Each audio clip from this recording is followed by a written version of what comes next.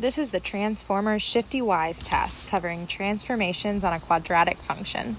The task looks like this and can be found in your workbook or your Canvas account. If you missed class today, you should pause this video and go work through the task yourself before coming back to watch this video. If you were in class today but didn't quite understand what the main math ideas were, then you are in the right place. Think back to Math 1 and Unit 3 when you learned about domain. In number 1, we're looking at domain. It represents all of the x values in a function. It says we need to know the domain for this context. If we read the context here, we found that we're building a quilt that is a square where a of x equals x squared. That means on this quilt, we've got an x times an x, so that the area is x squared. It says that we want to think about the context of the area of the square. It doesn't make much sense to have a negative area or even an area of 0. So we know the lowest value of x will be 0, but that won't be included in the domain. So we're going to write that as 0 with a parenthesis. On the other hand, the quilt could technically be any size you wanted, so there's no restriction on the highest value of the domain. Thus, the domain is 0 to infinity, written with parentheses because neither value is included in the domain, but every value in between is.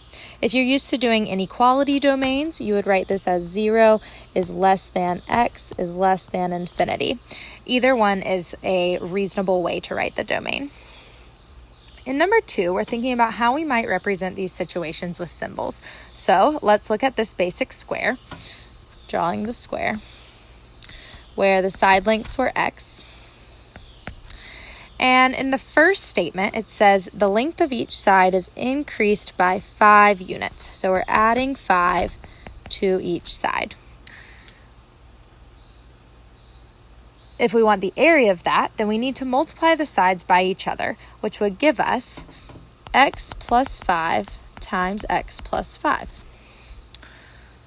Looking at our choices, the closest to that is this x plus 5 squared, because x plus 5 times itself is x plus 5 squared, and what we have here is x plus 5 times x plus 5, which makes sense. We're multiplying it by itself. Then if we look at the next situation, we see that the length of each side is now being multiplied by 5 units. So we are going to change this to be x times 5 and x times 5.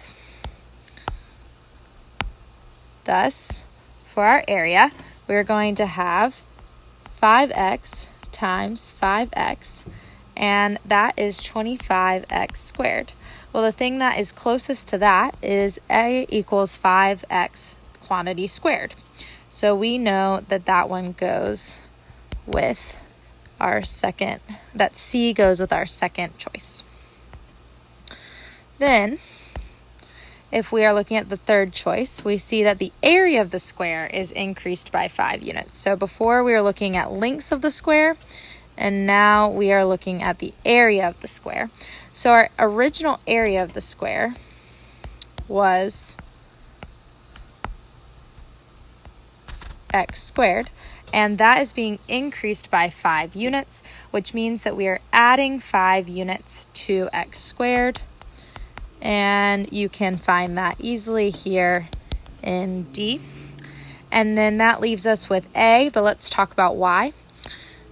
We are now going to be taking the area of the square and multiplying it by 5. So instead of adding 5 to this x squared, we are multiplying this x squared by 5. And so that is why that area is 5x squared. If you have any questions about that, please talk to your teacher. We're going to move on.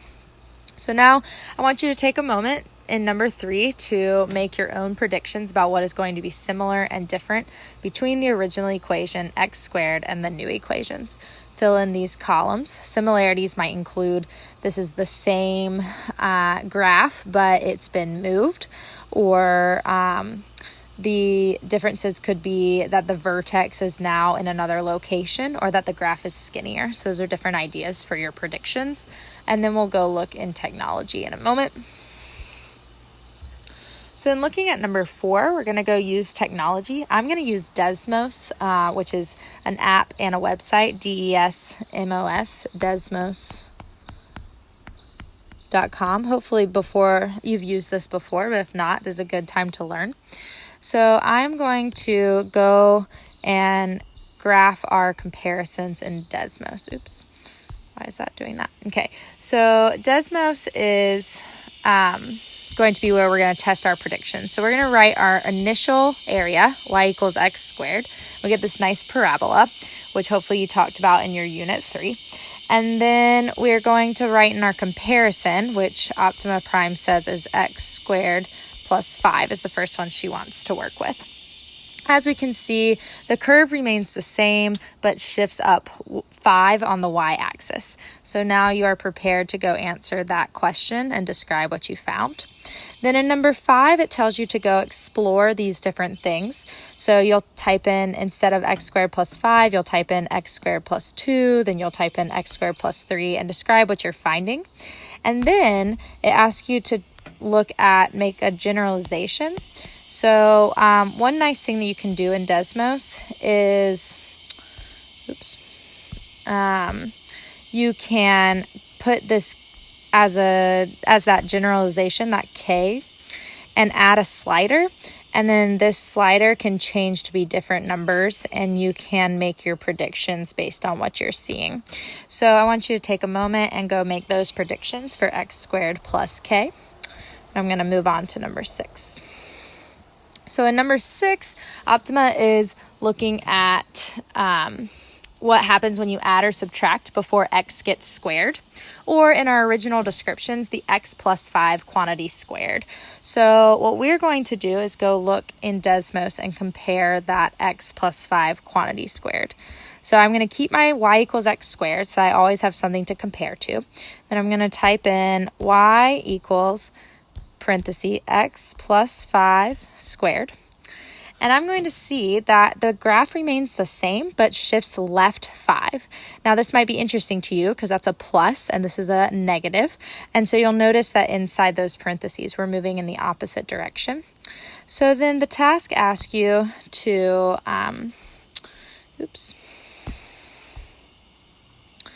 The task asks you to play with some different ones, so I want you to come up with your own examples.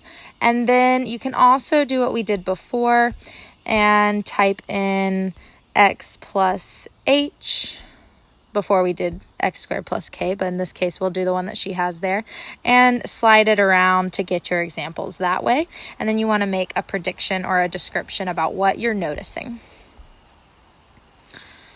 Looking at number 7, sorry, I don't know why it keeps doing this. We are going to try multiplication. So it asks you to predict what you think will happen. So do that right now. And then we're going to go test it. So again, we're going to keep our initial in here. And in a second line, type in our y equals negative x squared. And we'll see, and I want this to be a different color, so I'm going to change the colors. And you see that it's a reflection over the over the x-axis. So that's what's happening with our negative x squared here. So you can write down that description, and then we'll move on to number 8. So Optima is really liking that was pretty easy. So she's going to look at what happens when you multiply with numbers. So in our initial descriptions, that was our 5x squared is multiplying with numbers. So if we keep our initial comparison and put in our new, we see that it grows rather quickly. It gets skinnier.